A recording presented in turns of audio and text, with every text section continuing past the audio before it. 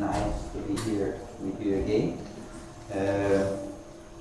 I was asked to say a little bit too. Can you hear me well, or it's okay? It's in my ears then. Are you all familiar with the concept of sustainable development? So and so. Who's good in this? Be careful, because then I'm going to ask the representation on my side. No, I'm joking. So,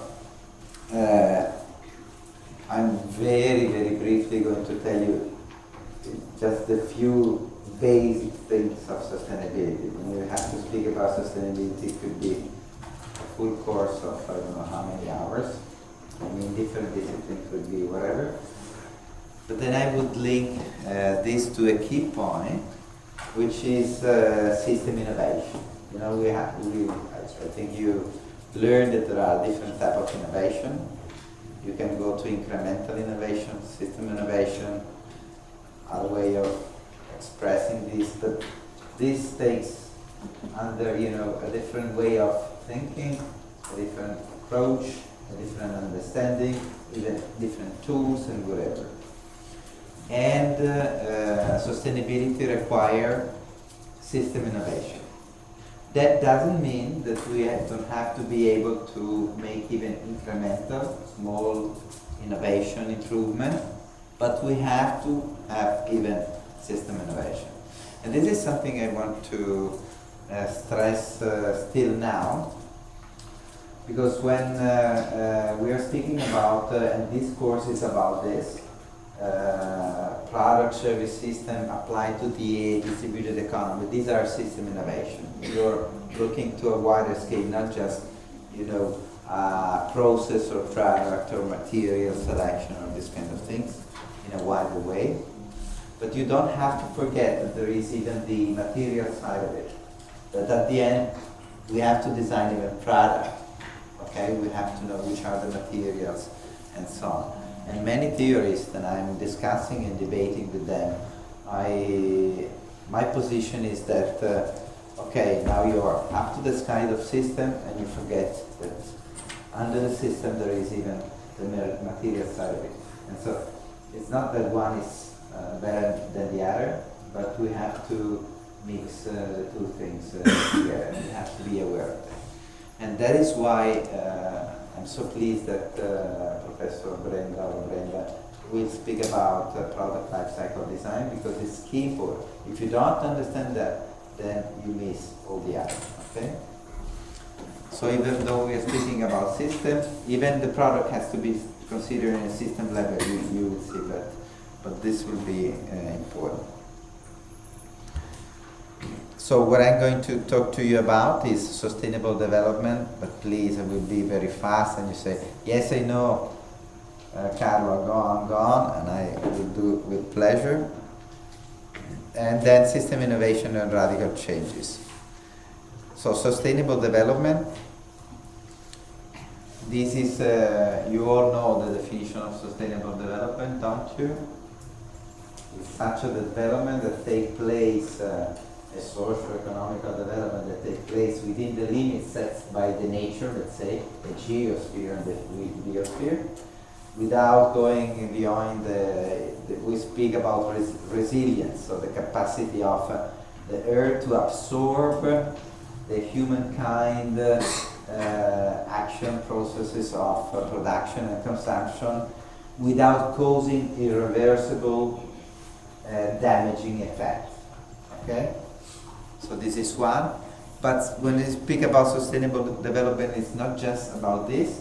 It's to do this without compromising the possibility for the future generation to have access to resources to satisfy their needs and their wants.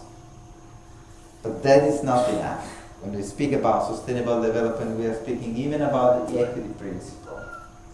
Are you familiar with this? That each person on the earth should have, it is said, an environmental space. So the same amount of resources as all the other. or I better prefer to say the same level of satisfaction that you can get from that resources. So if you are satisfied, more happy, or whatever, more healthy, with less resources, that is the point where we are looking for. And actually, thinking about sustainability, we know that we have to live better consuming less resources. Okay? And this is what we are going to talk to you actually into this course. And here there are some references. I don't say about this, if not just that the sustainable development appeared as a terminology the first time in 1987. Now we are some years ago. When I started lecturing, that it was 20 years ago, 22 or something like this. This was, like, what are you talking about, Professor? What is this? Now this is most known, but there was a strong woman. The women are always strong, even we are sometimes strong, not only physical.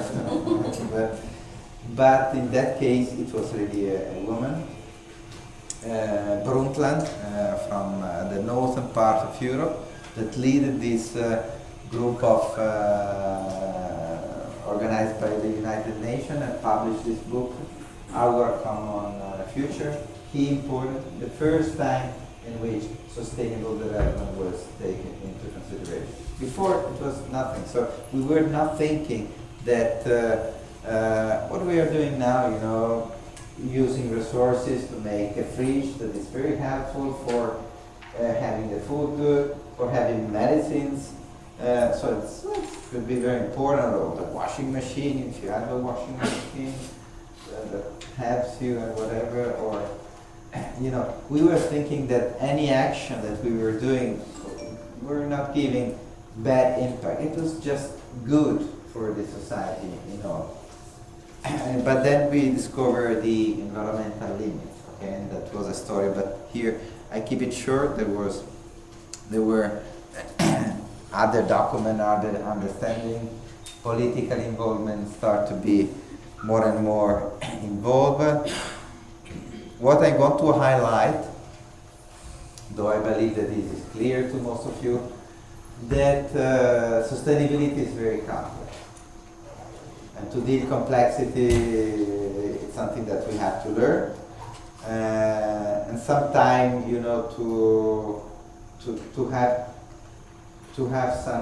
to schematize something, it helps. It doesn't mean that then everything enters into the scheme, but it may help an understanding, and then maybe you can reopen the things and so on. If not, it could be really, okay, I have to take everything into consideration, and you get lost, okay? So there is a movement between, you have to be aware of that, but you have to move between, relative understanding and thinking that this is the way in which it could be well understood, but then understanding that maybe this is not saying the whole truth and something like this. Okay, I'm going along, so I have to be quick. So there is the environmental dimension. That means exactly not to exceed the biosphere and geosphere resilience. This is the socio-ethical dimension, so we have to leave the same resources for a future generation, and we have to have an equitable distribution of resources. And at the end, of course, this has to go in, it has to work even in economic terms. So we call it the third pillar of sustainability, the economic dimension, or the economic and legislative legislative dimension, because we can put some norm by which we can put either taxation or favor something that help all the system of production, of consumption, to move towards a more sustainable society. And this is in the hands of politicians, but not only, even as a citizen, that are voting politicians, that are protesting against something, and so on. So Okay, so basically when we speak about this is a kind of a normal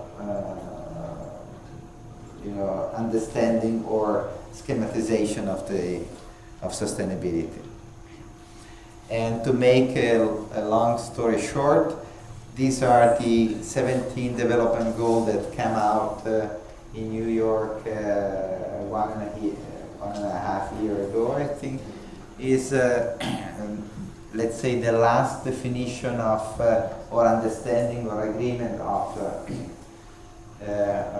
the United Nations, so let's say the world, about sustainable development. And as you see, it has inside different 17 goals, and the first are related to the socio-ethical dimension, so to zero hunger and zero poverty, and together with the environmental dimension and the fact that we have to be an overall community communicating among us. So that we as lands are virtues in this sense, okay? In fact, when we are speaking about sustainability in relation to the 17 development goal, the truth is that when we are speaking in the course, you will see that we are going to deliver. In fact, it tackles most of the sustainable development goal, and this is quite interesting in an interconnected way. But I don't go into the detail of that. What I want to say is sustainable development. We said this really in a very short way, but I hope that I recall to you something that maybe was be lost there in your mind. Where are we now? Where are we now in relation to that? You know, it's a transition. Something is not going that well, but how bad is going, or are we really very far from a sustainable society? So there I have a picture of the North Pole sea ice extension that was in 1980. You see the magenta picture, and look what was a little bit later. You know, that is a huge amount of ice, and it reduced that much in so little year.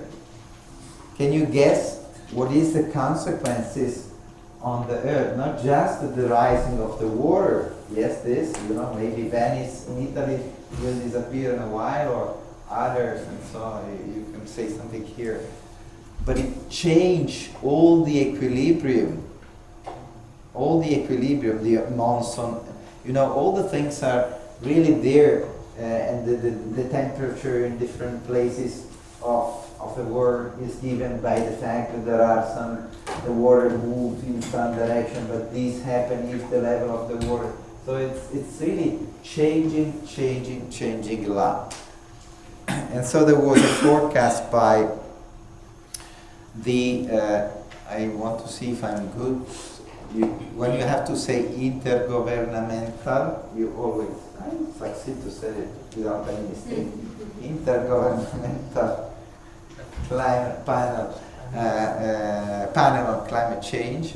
This is one of the biggest research group ever built up worldwide. So it's the most wisdom and prepared scientists around the world has been working and are still working up to this topic. And what they're actually saying that without any specific mitigation to reduce the greenhouse gases, there will be an increase of water of up to almost 1 meter. Okay, and again I'm saying it could be nice. There are some places where you need, okay, you can go to Sweden, there is not even, it's also dry. The point is not this, maybe that will happen, but that will change, you know, the overall equilibrium. And into that, I have to say something that the geosphere and the biosphere, or the nature in general, doesn't care so much. I mean, we're a little thing changing something, and it will go on. We will disappear, other species will appear, or there will be only gas, or only... It will go on. The point is that we are here, and with other, human being, creature and whatever, and so we have to be responsible, and since we are aware about that, and I hope that we want to live better in this world, we have to take this into consideration. I take you another example just to,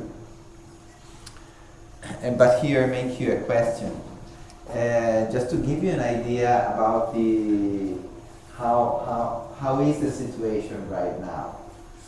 And these are data coming from a study of the International Energy Agency 2016.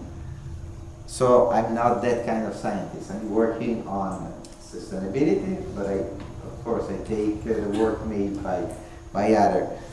And so can you guess what is the number of premature death a year due to air pollution caused by human being worldwide?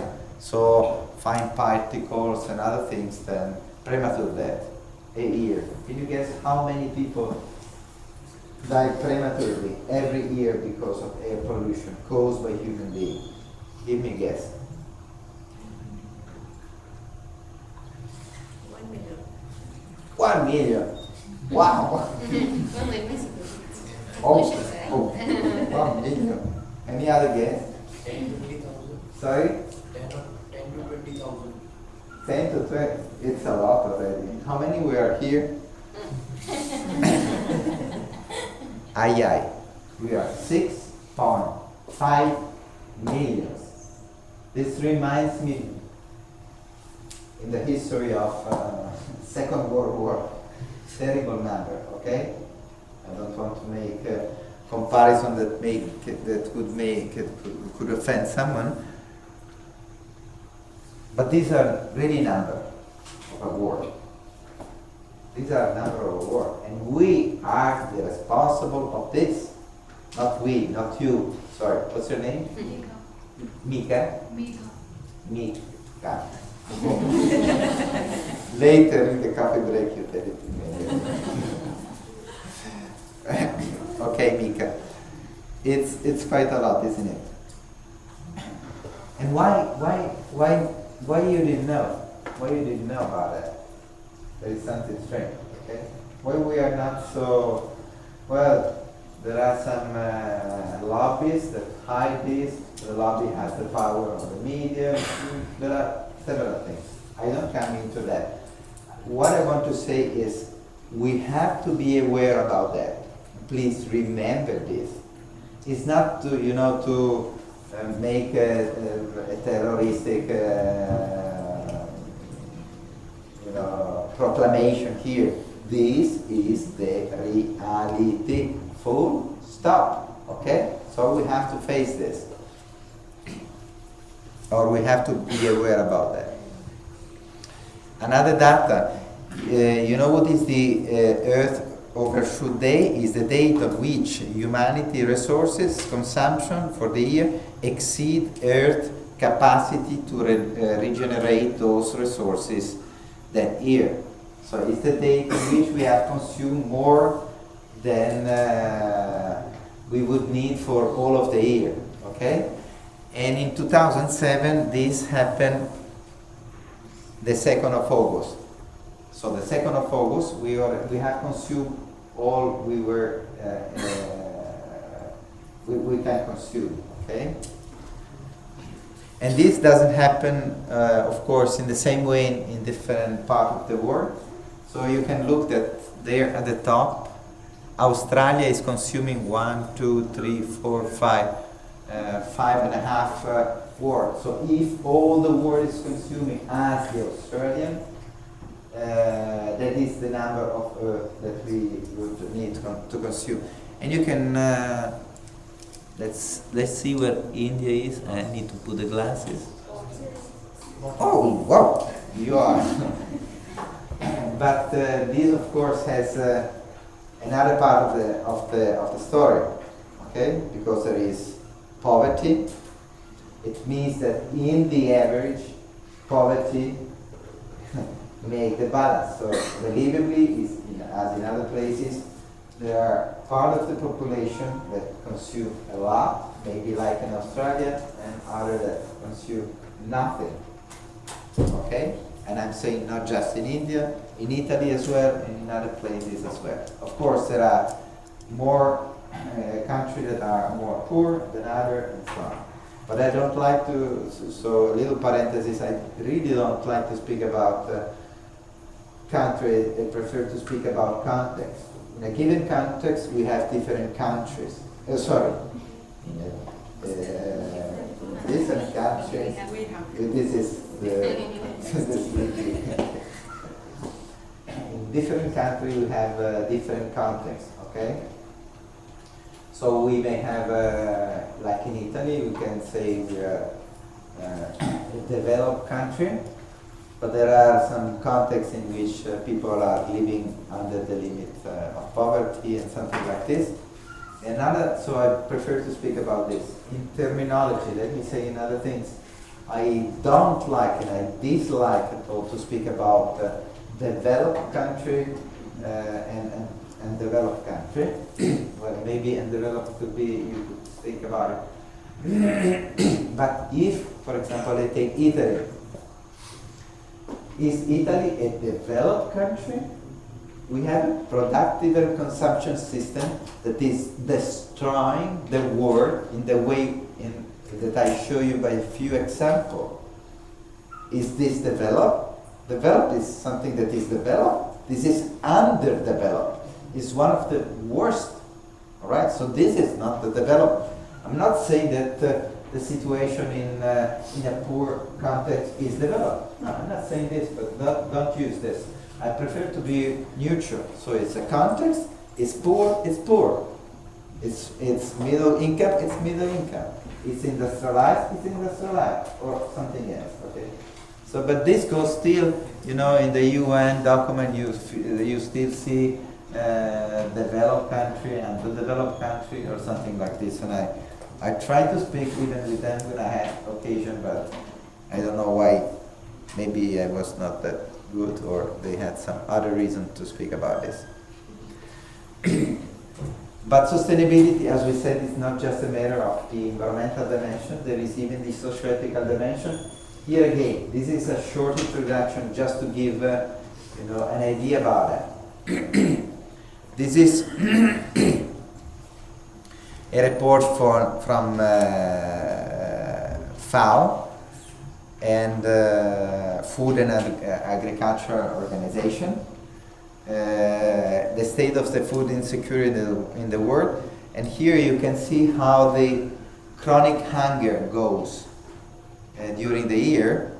I have to put again the glasses, I should remember by memory, but anyhow, you see that since 2000, when there was a first great commitment of which was called the Millennium Development Goal of the United Nations to decrease dramatically the hunger in the world, there has been a decrease. On one side there is the number, on the other side there is the percentage. But you see that after 2014, there has been again an increase. So if we look since 1990, we can report a decrease, and since 2014, again we report an increase in people suffering chronic hunger. And the number today are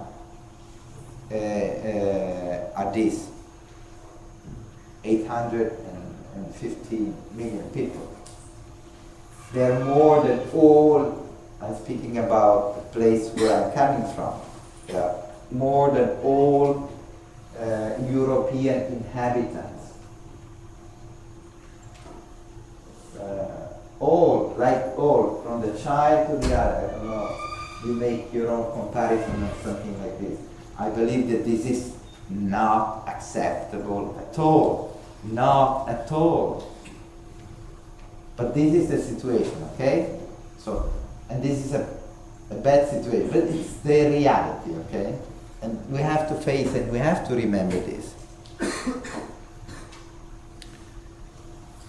So, said this, that, you stress us with this bad news you take us.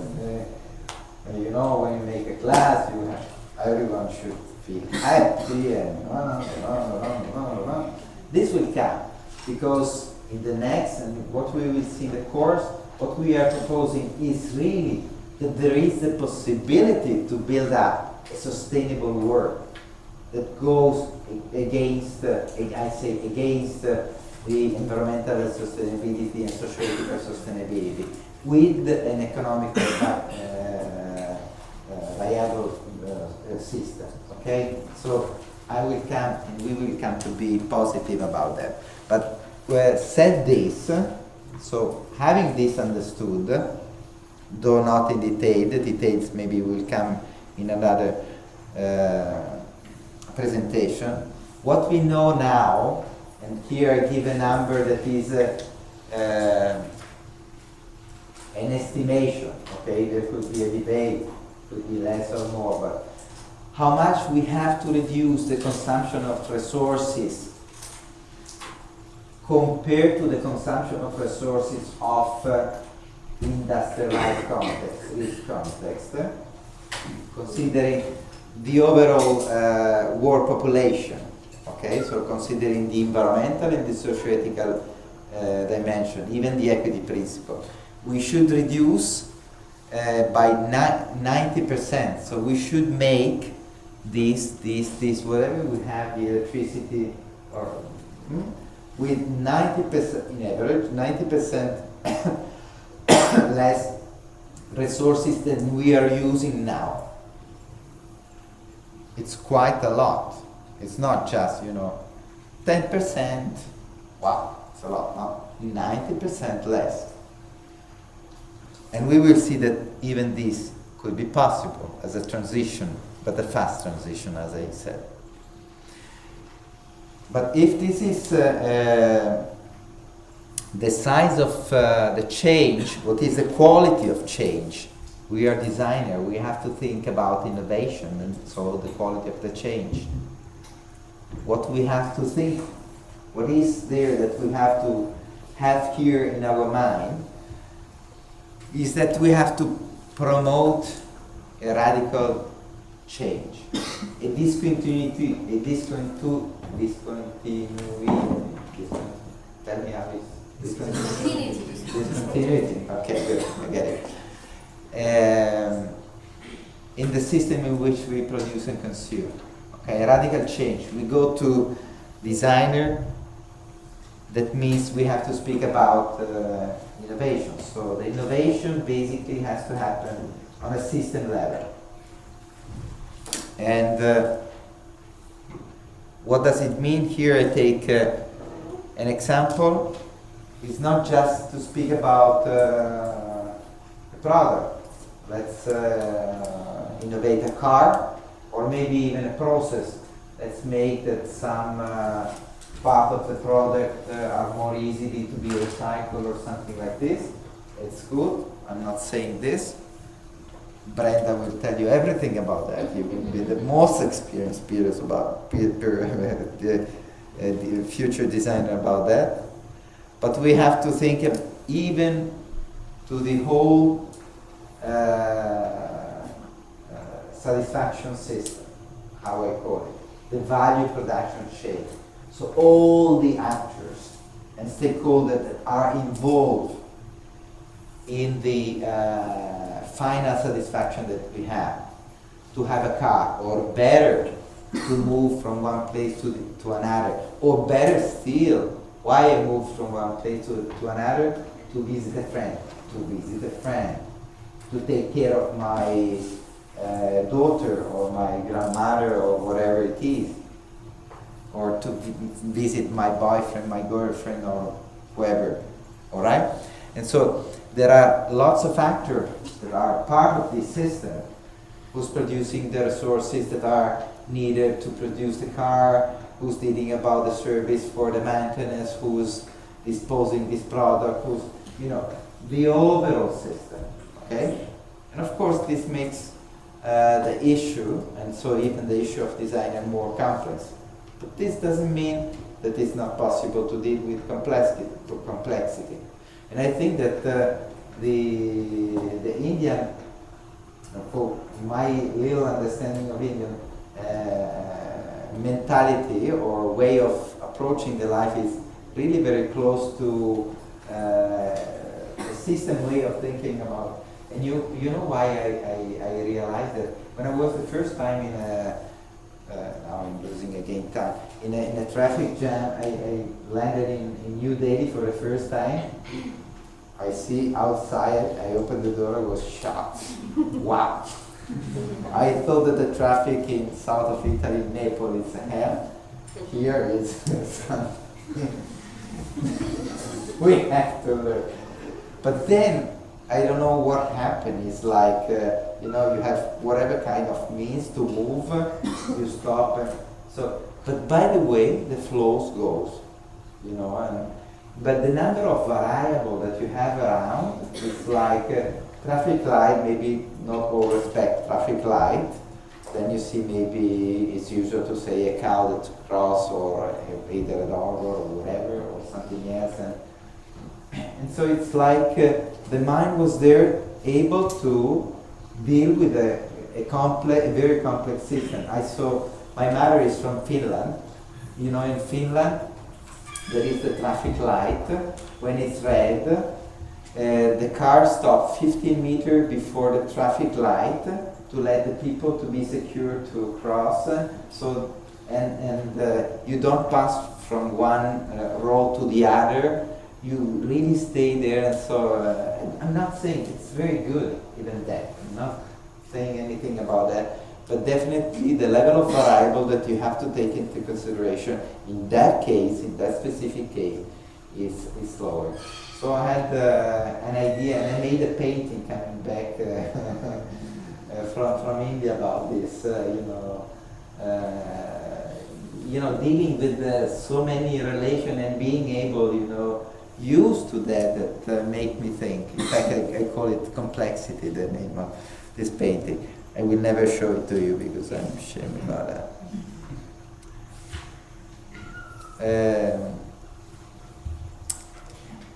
So the quality of change. We have to promote system innovation, and we will understand better what this is and how we can do that. This is the sense of the course. But that is not enough. Okay, we can, my friend, colleague, Professor Ranjani from Sristi can, do the best system so radically more environmentally and socio-ethically sustainable. So that is the best, but it's very expensive. Sorry, Ranjani, you did it so badly. It's so ugly. I mean, it's not one good. Well, she's a great designer. She's very good. But there is another key point. We have to diffuse innovation. So what we are doing as designer is that we have to make this to be even economically practicable, but even attractive. So the aesthetic dimension into this is key important. We have to make the new system, the new sustainable and radical system, to be perceived as a system that are definitely, understood as better in different, when it's aesthetic, it's a complication game. It's definitely linked even with the ethic, what is the ethic and whatever, but I'm not going into that of it. But that is perceived, let's say, as a better solution for the satisfaction that you want to achieve. It's not just a matter of the color, of the shape, or this. It's even how you interact with there is even the aesthetic of services, the aesthetic of interaction, and something like this. So it's an overall thing. But this is definitely part of the designer activity. One could think, you want to design a system. This is a business for the manager, the project manager. You say, oh, maybe we are creative, we can say something, we can convince. But when it comes to aesthetic, they say, no, aesthetic is yours. Like saying, it's a little bullshit. But we know that this is really, really very important. How it changed. I mean, many times this even make lots of business. So it's, but this is not a matter of business. It is even, but this is really very important. So what I want to conclude here by saying that we and you have really to know how to design product service system to be environmentally and socio-ethically sustainable. And you have to do this, and you have to study a lot. So you have to be aware of how to do it. Not to do something that is not that sustainable, because you put a little bit green over the product. It looks that is, you know, there is a little bit of recycled material over it, and then there is polluting like a crazy dog, crazy whatever, not a dog. It's a way of saying in Italian, so it come out. Crazy oil tanker, whatever it is. Then I lost what I wanted to say. Now the point is that you have to know, and you have to study, and how the systems are really sustainable. Brenda will tell you there is a way in which you have to assess the environmental impact of the product, the life cycle assessment. It's not an easy tool to use. Either you use it, or you don't know if the product is with a low environmental impact. So sorry. You have to get maybe bored sometime, but you have to know and have to. Well, said this, and you have to do this. And I want you all to know this. But when this is made, we have to, you have to do something that is perceived, you know, as a better solution. So the aesthetic dimension is very important. And here the aesthetic dimension is not just, you know, whatever, you know, to have everything green. So we have a war of green object. Boring, please let me go away. No, the world is full of colors. So what I call is a pluralism of aesthetic. So she's when you know technically how this is sustainable, then do it. But then you will do it the way you want in your context, and do it beautiful, and you will do the same, and the others so, okay? But that is really very important. So keep this in mind. You have to know really very tough how to do sustainable in a technical way, but then don't forget that this has to be perceived as an improvement, even in aesthetical term, in cultural terms. If not, no one is going to buy. It's just me and Ravi, because the two students of art that we love, and we buy all this stuff, and 20 products of this, but this doesn't say the word. We need to have the word together with us. Thank you for the attention.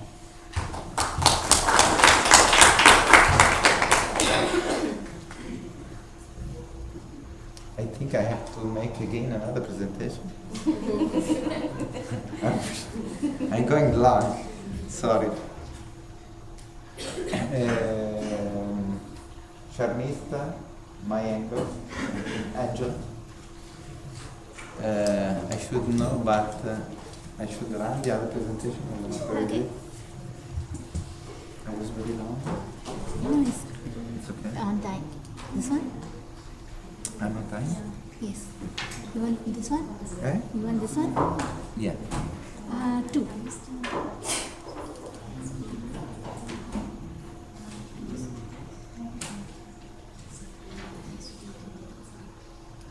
And this is recording. Yes.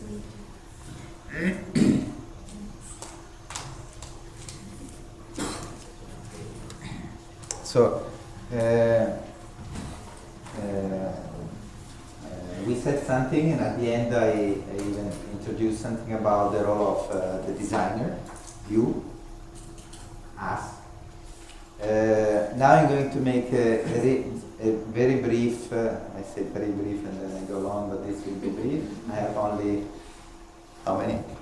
No, they are only 35, no, 15 slides, so it will be short, even because this is an introduction, but all this will be well described again during the course. But it's good to have, what are we going to understand, so you have a first idea about it. So if you don't understand anything, don't be afraid. Don't think it. Maybe I'm bad in teaching, but don't think that you have to understand everything now. It will come later, okay? But just as an introduction, I think we decided it could be useful. So, designing sustainable product service system applied to distributed economy. Okay, already designing, or maybe with Ranjani we will discuss what design will be. She made a quiz the other day to the professor the other evening. Oh, I'm losing all the time. I'm thinking. Okay, sustainable product service system. In short, distributed economy. In short, what it is. What about if we apply this sustainable product service system in distributed economy? Basically, there are two models of offering or business that, when put together, and this is the working hypothesis of the Lancet project, they seems to be very promising for sustainability for all. So, to putting together the three pillars of sustainability. And so, a few things about what about designing this SPSS applied to DA, Sustainable Product Service System applied to distributed economy. So it was since the end of the 90s, so it's not a recent history that product service system has been studied. But I start with an example. This is River Simple. It's in the UK. Maybe you have car sharing here? Okay. It's not really car sharing, but the concept is carpooling is there. carpooling. Carpooling you have since very long time. But maybe you have informal carpooling since several years, as we have. By the way, this is River Simple, UK. So you pay per month the car, including the energy, the maintenance, and the repair and whatever. You are not actually buying the car. The car remains in the ownership of the manufacturer. So I'm producing the car. So for this is different from carpooling. I give you the car. You can use the car, and you pay me per month that you are using. And anything happen, insurance, the fuel that you are using, if it needs to be repaired, if at the end of life I will take care about it. So everything will be on my cost. Okay. And so what happened when the system is like this? So I go quick here because we will make so I don't ask you. Now I go straight. What happened is that if I'm the producer of that car, and I give it to you. What's your name? Sorry. Sorry.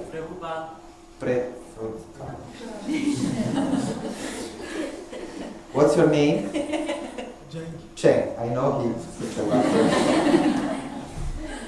No, I'm sorry, but I'm not used to the name.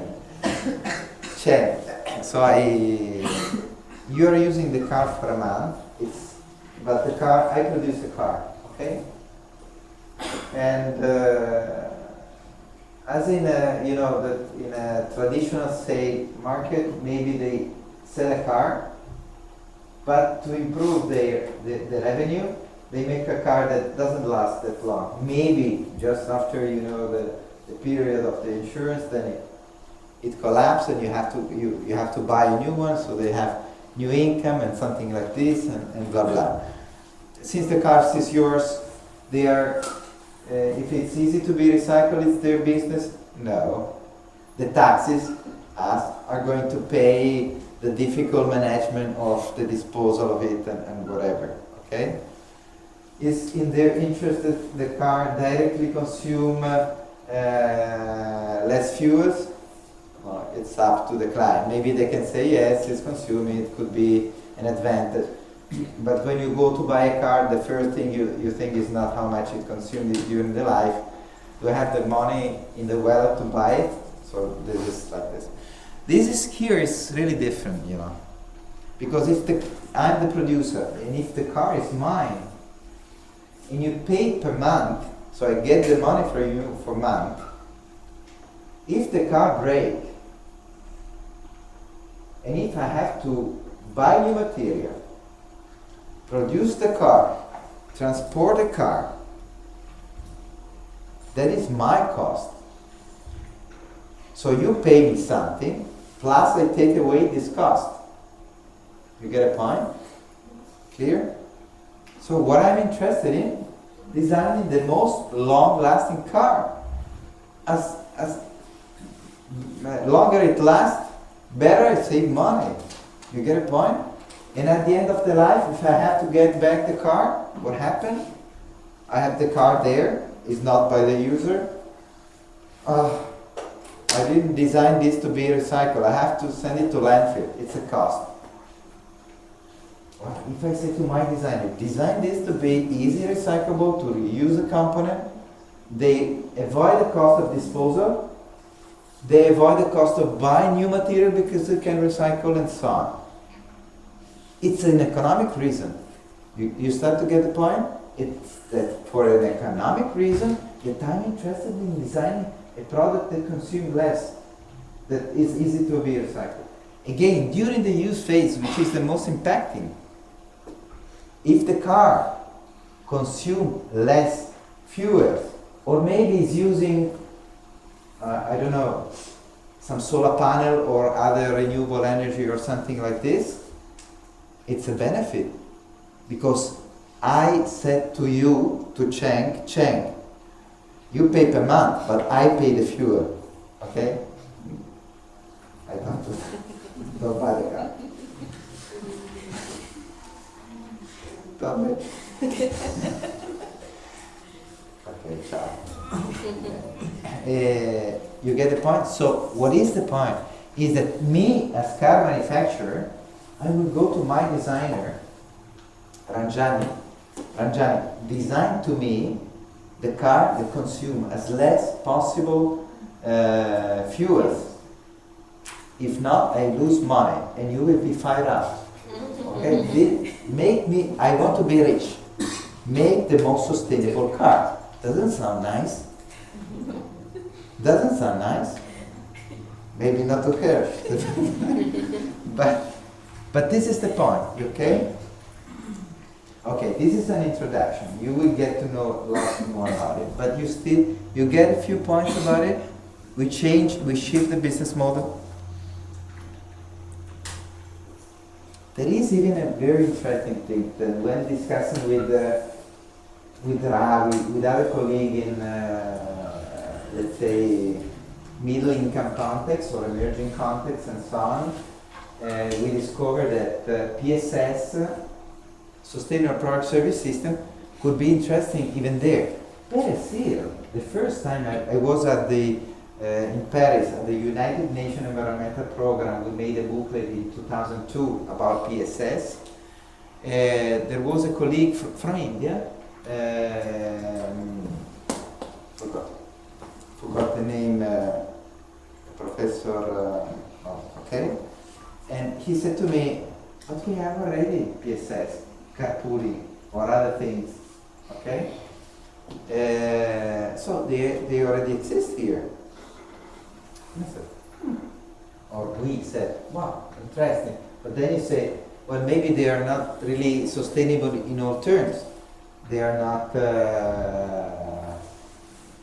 they are quite polluting. The security over the carpooling, people hanging all over is also, even the social dimension was not so well secure and something like this and so on. But this, puts something in our mind of researcher. what is the point of an SPSS? Is that for this type of car, even a low-income people can have access. They don't have to buy the car. What is the strong barrier up to that? I don't have the money. It's too expensive.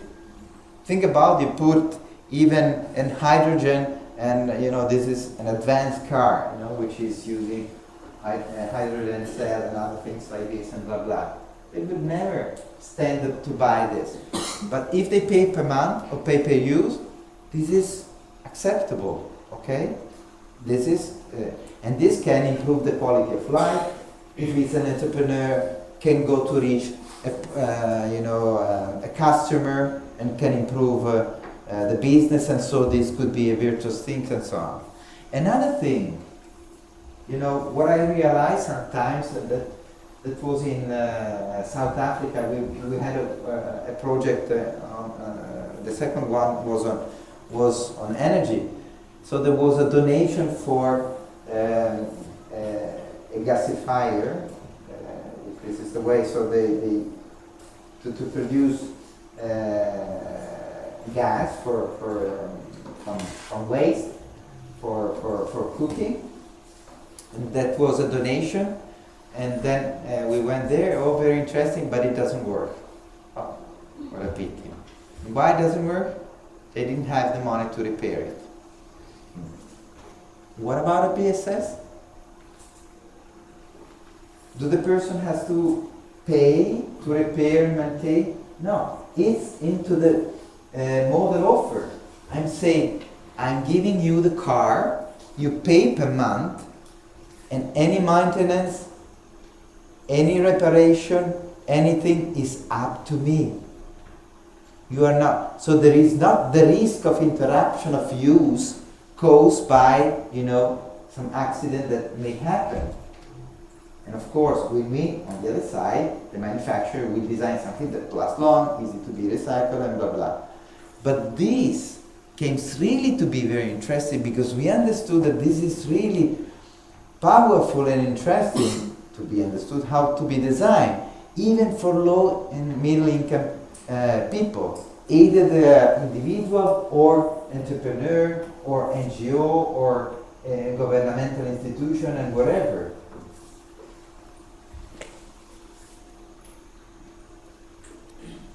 So basically there is a shift in general from selling product to selling unit of satisfaction, and not thinking to the car. I'm thinking to mobility, or better still, why I want to move. I need to go by the doctor, or to visit Brenda, or to do something, like this. The customer value is not into the individual ownership, which is, even by the media, very, we are very stuck to this, okay? But do we like to be in our own car, as it happened even in India, but even in Italy? 1 hour there, is that good? Are you happy about that? In India with a taxi, my first experience with a taxi, 1 hour stuck in the same place. No, I said, and not able to open the door because the other two cars were so close to me. I said, I was a bit claustrophobic there inside, but I tried to practice the little I know of your wisdom. The other thing is that the innovation is not at the beginning technological. It is then. But the beginning is in terms of stakeholder interaction or stakeholder configuration. So first we innovate first, not to make the car that is easy to be recycled, the engine that could be fueled by electricity or by hydrogen or whatever. First we think how we offer this to the other. So what is the interaction between the manufacturer and the customer, or maybe even other actors around. You will see the system could be designed in a moment. When this is made, you create the condition into which, by an economic and competitive reason, it becomes interesting to design low environmental impacting product and product or services that improve equity and social cohesion. Okay? You get a little point about that? That's enough. Okay? You will learn a lot later. Distributed economy. You know anything about distributed economy? Not that much. I make some example.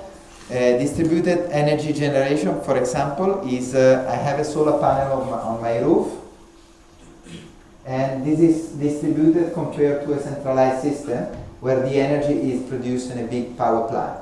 Is distributed over the houses of the different person. It's not centralized, and I'm using it there. But it's not just about energy, even manufacturing. You all know 3D printing. So it's distributed in the different places, you know, in different locations. It's not the big factory. Alright? It's distributed. Distributed production of food. We have the big supermarket or something like this, or we may have urban gardening, or you may cultivate your thing in your home or in countryside or something like this. Distributed water management, you can have the water that is collected centrally, or I remember I saw in IIT Delhi the first time that they had the tanker over the roof to collect in a distributed way the water. And water is another key important things. Distributed production of software, you know Linux. You know Linux, the operative system, is made in a distributed way. There is not just one beacon. There are, many persons all around the world that contribute to the building of a very powerful system. Well, and there is even the distributed production of information and knowledge. Think about Wikipedia, but even less. We are into this. We are making knowledge in a distributed way. And there is even distributed design. You can design things in a distributed way. There are platforms enabling to do this. You're aware about that. We will come maybe later to this. Okay, this is just to give you an example. So here there is another paradigm shift. We move in terms of structure from a centralized system and large-scale production unit to a small-scale and locally based production unit. Okay? So we speak about centralized, decentralized and distributed. Decentralized, the thing is that is still local, but there is it's not really in the place of use in my home, but maybe there is in the village or in the neighborhood someone that is collecting the energy, and I'm going there, walking, recharging my phone there, but we call this decentralized. It's not a big plant centralized, but it's decentralized, so it's not really by the user, but nearby. Okay? And the other thing that need to be added here is that many of those, they can become very interesting when they are network structure. So if they are connected with each other. For example, if we are producing electricity with solar panel in a neighborhood, if we are connected and we can share the surplus of energy, this can make the system much more interesting. And if I don't have that much energy at that time, maybe my neighbor can give it to me, and so there could be a balance. And then it could be even that the system become more resilient, because if my solar panel doesn't work, anyhow I can receive the electricity by the other, and so on.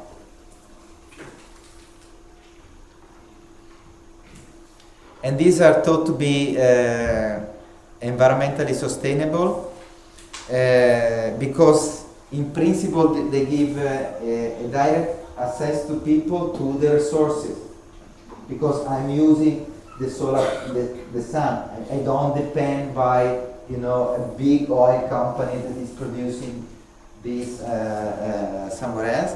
So this leads to give more power to people and community, and at the end it can lead to reduce poverty and inequality. Again, here I'm going very, very short up to this. This discussion will come later.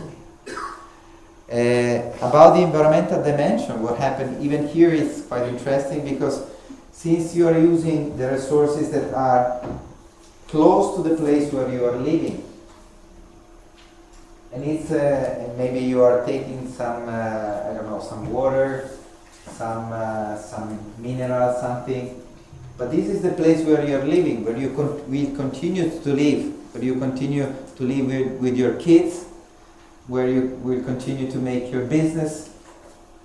You're thinking more than an oil company that is somewhere else, that I want to safeguard the water, because this will be the water I'm going to drink. If I kill all the fishes that are there, what happen in the near future? I cannot do my business anymore. This is not the point, you know, for big corporation that maybe go in one place, you know, just take whatever and then change a place and do things. So there is even by an economical or very, even individualistic in a sense, personal interest in doing this. Okay? And so this goes towards an interesting thing related to environmental sustainability. And okay, and even transportation is reduced.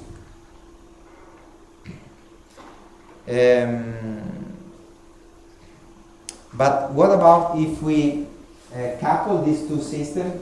You get something about sustainable product service system, yes? Something about distributed economy. In the Lansing project we said, what about if we put these two business models together?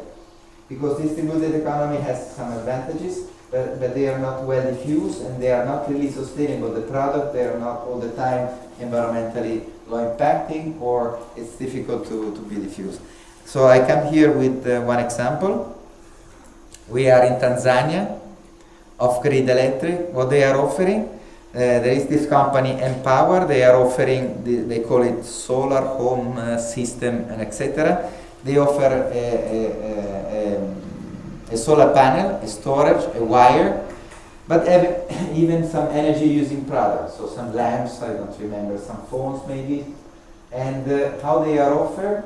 So this is, since the solar panel is up to the roof, is a distributed renewable energy, distributed economy, okay? It's there for their own use. But how this has been offered? As a traditional offer, as an SPSS. So they can have access to this. Because they don't have to buy the solar panel. They would not have the money to buy the solar panel. So applied to an interesting DA model, an SPSS model they can buy. It breaks the solar panel. They don't have to pay the repair. The manufacturer, the provider will pay. They will continue to use the solar panel. Okay? On the other side, since the manufacturer is doing this, he wants to design a solar panel that lasts as long as possible, that is easy to be maintained, that maybe nothing happened, that is easy to be recycled at the end of the life, and everything like this. Okay? So, by this example, but you will learn a lot, I hope that I've been able to introduce to you either in principle, you know, as a preliminary understanding SPSS, DA, and why the coupling of these two may become really very interesting for a sustainable society for all. So even for low and middle income context. And when I say all, I say even me, that I'm from, let's say, I'm not rich, but I'm coming from, let's say, I'm not poor, Okay, so but this is even a model that I would like and we would like to introduce even in higher income context. Okay.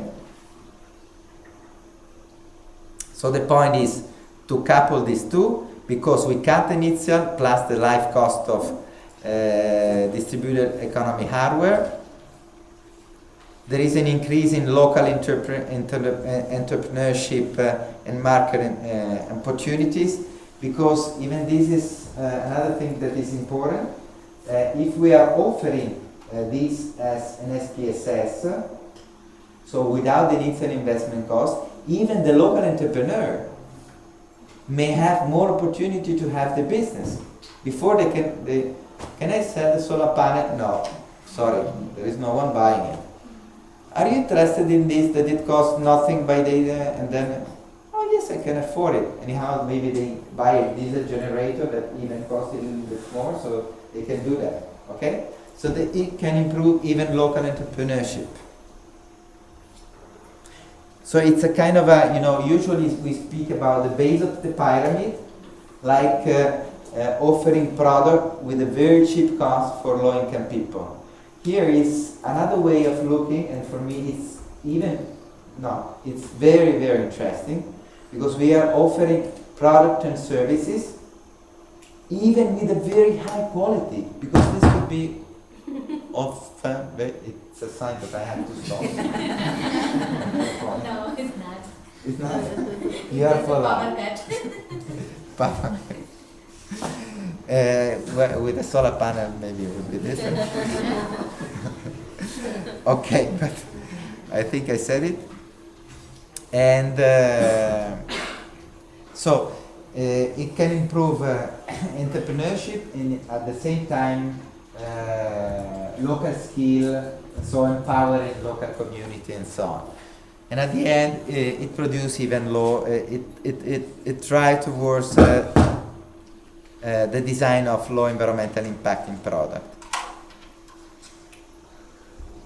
The last thing is that, and really here I'm going to the conclusion of this, and this is, we are working on Lansing project, and you will learn about this. The designer, I said something that is not designed.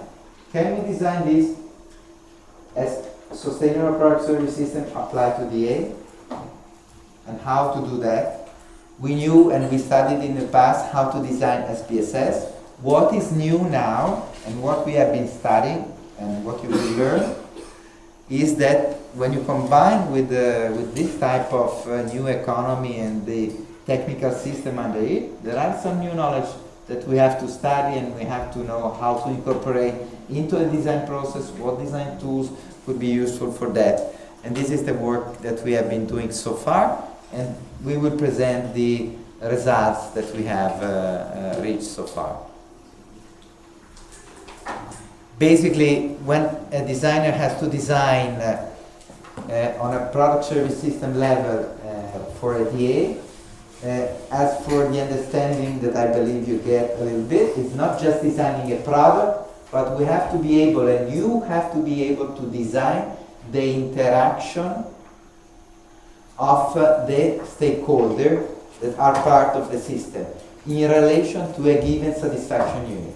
So first of all, before thinking to a car, I'm thinking, what is the satisfaction unit, the final results, okay? To do this, to eat in this campus, all right? That's it, or the example that you will be doing. That is the final satisfaction. And up to this, you come to think, what are the possible stakeholders? And what is the best way in which I can put them all together to satisfy this need in a sustainable way, okay? And then after that, you come up even designing the product and the service in the detailing, even in the technical detail. Okay? So what we say is that we have compared to a traditional design, we have a satisfaction system approach. So we design the satisfaction unit at first, and then understanding which are the product and services that fulfill this satisfaction. We have a stakeholder configuration approach. We design at first the interaction among the stakeholder, and you have to be creative about that. And of course, last but not least, yes, I said it correctly. We have to do this in a sustainable way. It's not that all SPSS or DA are sustainable per se. You have a mobile phone. They offer you, you buy it as a service and as a product together, and it's the worst, okay? After 2 years, you throw it away because they want to sell a new one. They made a special contract by which, for sure, in a while you will say the app doesn't work here anymore, and so this is a PSS, it's not sustainable. We will learn how to design an SPSS to be sustainable, as with the product. You can design a product that is an normal product or an environmentally sustainable product. For this, Brenda will tell you everything about the life cycle design of product, which is key important. And yes, thank you. I'm sorry if I've been so long.